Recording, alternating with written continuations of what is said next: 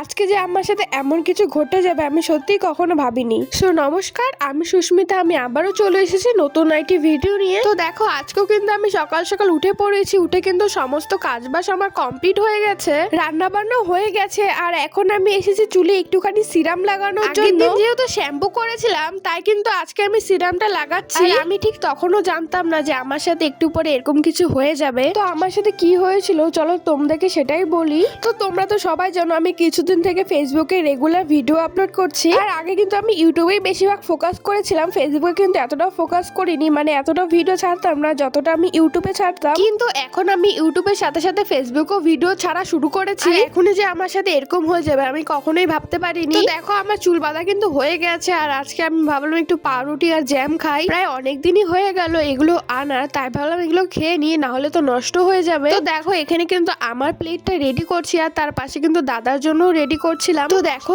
একটা ব্রেডের মধ্যে ছিল পাইনাপেল জ্যাম, আরেকটাতে ছিল মিক্স ফ্রুট জ্যাম, আরেকটাতে আমি লাগিয়েছিলাম হচ্ছে বাটার, আর তার সাথে নিয়েছিলাম একটা সেদ্ধ ডিম। সেদ্ধ ডিমের মধ্যে আমি একটুখানি লবণ ছিটিয়ে দিয়েছি, আর যেটার মধ্যে বাটার ছিল ওটার মধ্যে সামান্য একটু চিনি দিয়েছিলাম। তো এগুলো কিন্তু ছিল আজকে আমার সকালবেলা খাবার। আমিও খাচ্ছিলাম, তার সাথে সাথে কিন্তু দাদাকেও দিয়েছিলাম। এখন বলি যে আমার কি হয়েছে। আসলে আমার মনিটাইজেশনে কিছু প্রবলেম এসেছে। হঠাৎ করে দেখি ফেসবুক থেকে একটা নোটিফিকেশন এসেছে আর দেখাচ্ছে যে আমার মনিটাইজেশন লিমিটেড হয়ে গেছে। কি কারণে এরকমটা হলো আমি তো কিছুই জানি না, কিন্তু আমার মনটা খুবই খারাপ ছিল। আর আমার ফেসবুক বা ইউটিউব যে কোনো কিছু সমস্যা হলে আমার দাদাই কিন্তু ঠিক করে দেয়। আর আমার দাদা যেহেতু ছিল না বাড়িতে, তাই কিন্তু আমার মনটা আরোই খারাপ ছিল। তো দেখো, তারপরে কিন্তু আমি গিয়েছিলাম বিকালবেলা জেঠি বাড়িতে। জেঠি কিনেছিল শাড়ি, তো সেগুলোই আমাকে দেখাচ্ছিল। আর আজকের ওয়েদারটা কিন্তু মেঘলা মেঘলা ছিল।